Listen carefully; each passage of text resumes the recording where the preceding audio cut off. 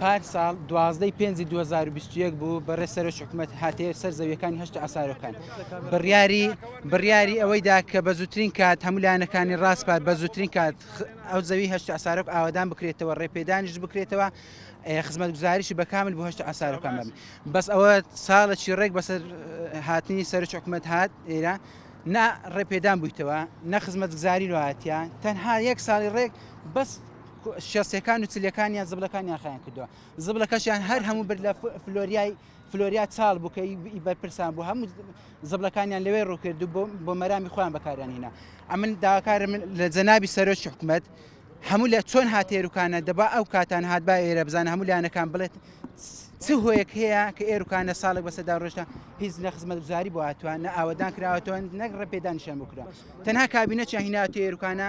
کابینەکانی هیناوە ڕاپرسیات بەس ڕاپرسێت چێ بە تەمای خانووکردنیە لە هیچ شوێنێکی دنیا لە هیچ گەڕەکەی هەولێرێ نەبووە بڵێ وەڵاوەر ڕاپرسی بزانمە و خانی دەکەیان خانینات ماوەی 9 ساڵەمە ئاردمان لێرە کڕیا هەتا ئێستامە چاوەڕێی ڕێپێدانمان کردیە چاوەڕێی خزمەت گوزاریمان کردیە لێرە ڕێمان پێ بدەن ئاردەکەمان بکەینە خانی بەڕاستی نە خزمەت گوزاری لۆهاتیە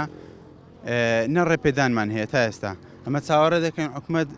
حکوومەتی هەرێم بەڕاستی بێتە سەرخەت ئیشێکمان لۆ بکات لە کلیسایەتی ڕزگارمان کە ئەمە چەند ساڵە هەر کرێ دەدەن و هەر کرێ دێن چاوەڕێ دەکەین ئاردەکەمان شەش بکە و بینایکی لەسەر قتکەینەوە لە خۆمان بچین لەوێن دەرێ بژین بەڕاستی 20 ساڵ ئەمە 10 ساڵ 9 ساڵە ئاردمان هەیە لەوێ بەڵام هەیە 20 ساڵە وەریگرتیە هەتا ئێستا جێبەجێ نەکرا بەس قسە بوو نەکردار بوو بەس قسە بوو یعنی خەڵکەکەی ساڵێککە دواخست و تاخیری کرەجا دەنگدانیان لە پێشە سیاسەتی خۆیانە ئەمن نازانم بەڵام ئەوە بۆ مەیان ڕاگرتیەوە ساڵەکە یەک ساڵی ڕەبقە ئەمە چاوەڕێ دەکەین و هیچ لە گۆڕەنە لەوەی دەرچوو بڕین داواکاری چونکە یانی ئەتون 90 ساڵ هەر بێ داواکاری کە جواب نەدەنەوەکەیەوە یانی پێمان شەرمە بەڵام چونکە ساڵێک تێپەڕیەوە بەسەر سەردانی جەنابی سەرۆکی حکوومەت تەنها باسی مەسح و دیزاین ئەو شانە دەکرێت چونکە ئەمە لە دوای ئەوەی لە ماوەی ئەو ساڵی پەیوەندیمان بە چەند بەرپرسی ئیداری هەولێرەوە کردیا سەرۆکی شارەوانی و ئەوانە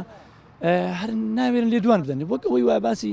مادەی تیزارەتی مادەی مخدرات و مەلەفینەوە یعنی شتەکە هەشتا ئاسارە زۆر گەورە بووە.